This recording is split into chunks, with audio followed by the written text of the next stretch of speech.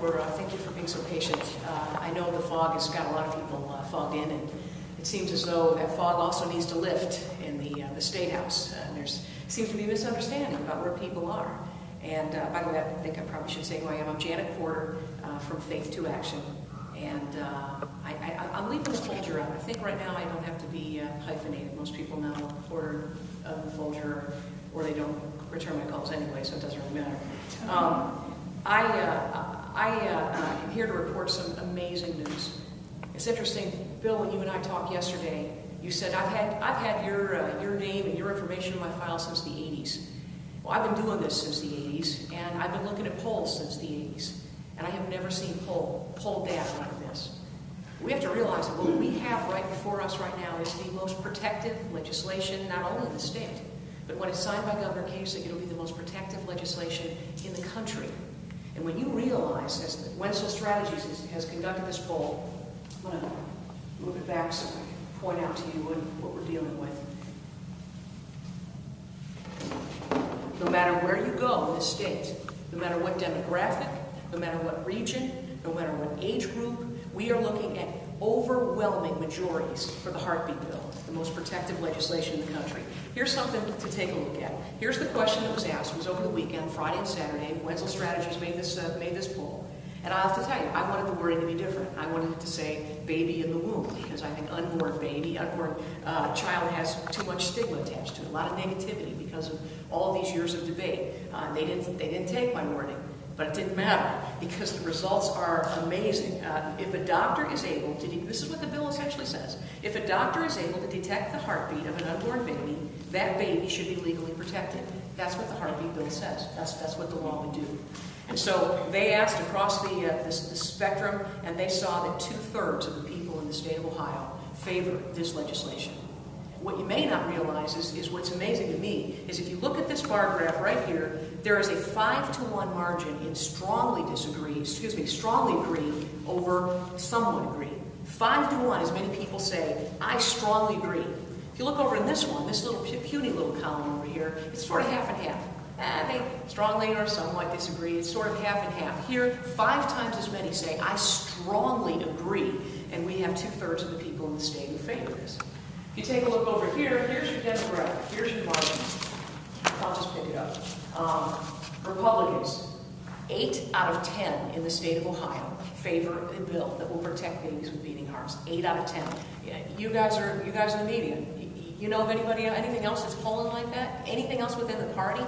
Check the issues. Check the other pieces of legislation. I don't know what you're going to find.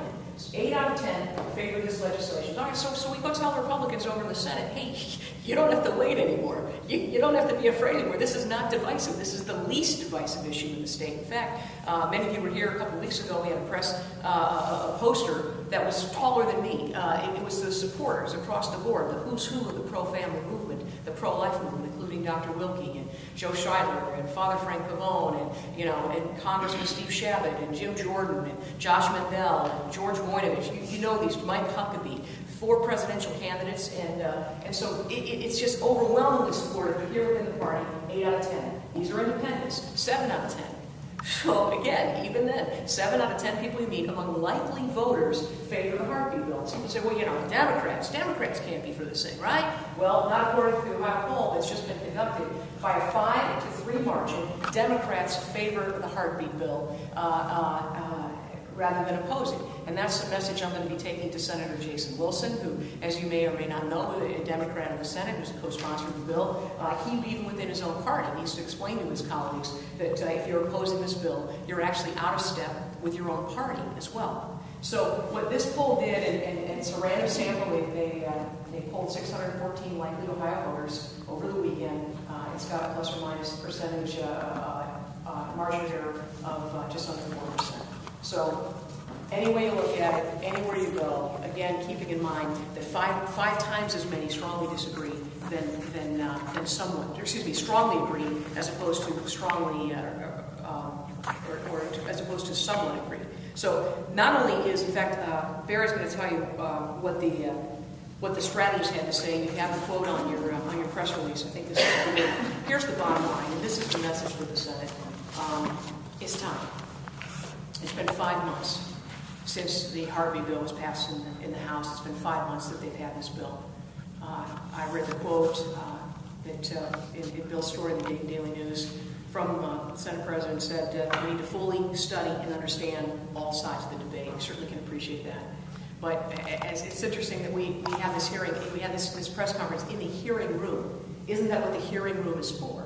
I mean, the whole idea of hearing both sides, that's where proponent and opponent testimony comes in. That's where you allow the openness. You know, we don't always see eye to eye as members of the press and activists. I do know this, though. We are for the freedom of information.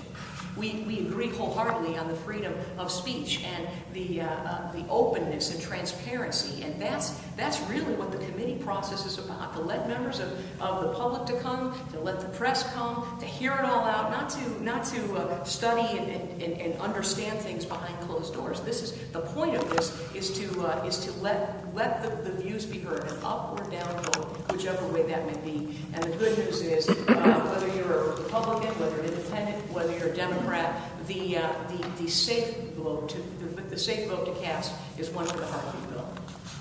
We're going to take I guess we could take some questions.